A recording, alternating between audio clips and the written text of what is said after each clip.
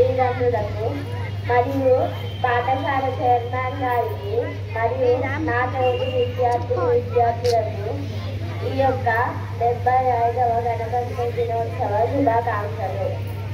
ఈ గణతంత్ర దినోత్సవం ఎందుకు జరుపుకుంటామంటే మనకు స్వాతంత్రం వచ్చిన మన దేశాన్ని ఎలా పరిపాలించుకోవాలో తెలియదు.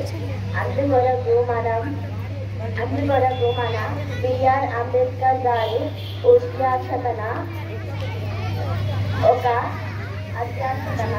ఒక కమిటీ ఏర్పాటు చేసినారు. వారు వివిధ దేశాల రాజ్యాంగాలు పరిశీలించి అందులోంచి కొన్ని నియమ నిబంధనలు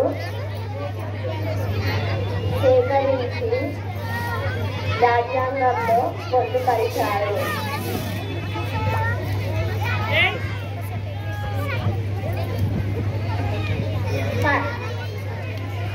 ఈ రాజ్యాంగం 1950 జనవరి 26 నుండి అమలులోకి వచ్చింది.